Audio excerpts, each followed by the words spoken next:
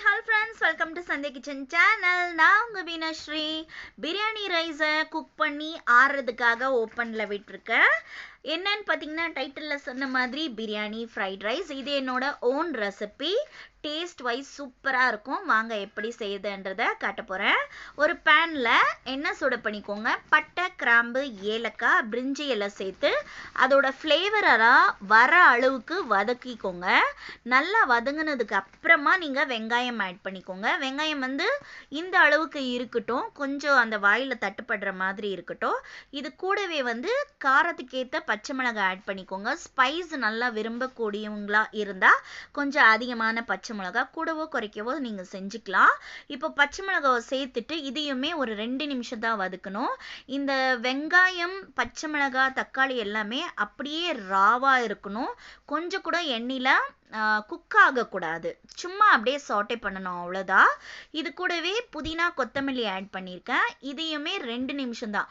கரெக்டாக பார்த்துக்கோங்க, 2 நிமிஷத்துக்கு மேலே வதக்க போகாதீங்க.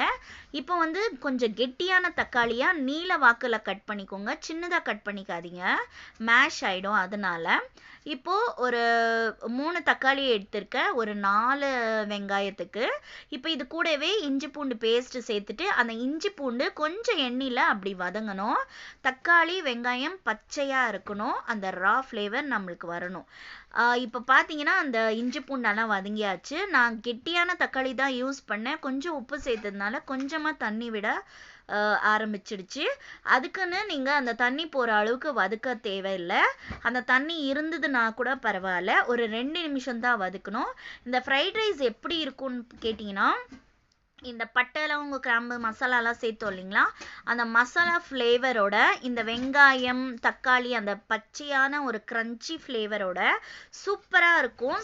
சிம்பிள், ஒரு மினிட்ல நாங்கள் செஞ்சிடலாம். ரைஸ் குக் பண்ணி நாங்கள் ரெடியாக வச்சிட்டோம்னா ஈஸியாக, குயிக் அண்ட் ஈஸியாக செஞ்சிடலாம். நம்ம சாப்பிட்றப்போ எங்கே இருக்குது பீஸ் அப்படின்ற மாதிரி தோணும். அந்த அளவுக்கு பிரியாணிக்கே டஃப் கொடுக்கும் இந்த ஃப்ரைட் ரைஸு. பட் ரொம்ப ரொம்ப ஈஸியான ஒரு ஃப்ரைட் ரைஸ் இது. இப்போ பார்த்தீங்கன்னா நான் பாஸ்மதி ரைஸு ஃப்ளேவராக இருக்கும்ன்றதுக்காக எடுத்திருக்கேன். அந்த பிரியாணி ஃப்ரைட் ரைஸுனால அதனால அந்த பிரியாணி ஃப்ளேவராக இருக்கட்டும் அப்படின்ற மாதிரி. நீங்கள் நார்மலாக எது யூஸ் பண்ணுறீங்களோ வீட்டுக்கு, இல்லை ஜீரா ரைஸா இல்லை எந்த ரைஸ் யூஸ் பண்ணுறீங்களோ அந்த ரைஸ் வச்சே நீங்கள் இந்த மாதிரி ரெசிபி ட்ரை பண்ணிடலாம். ரொம்ப ஒரு வாயெல்லாம் ஒரு நான்வெஜ் சாப்பிட்ணுன்ற டைமில் அப்போல்லாம் நீங்கள் இந்த ரெசிபியை ட்ரை பண்ணி பார்க்கலாம். சூப்பரான ஒரு ரெசிபி. இவ்வளோ நேரம் டைம் கொடுத்து பார்த்தவங்க எல்லாருக்குமே தேங்க்ஸ் ஃபார் வாட்சிங்.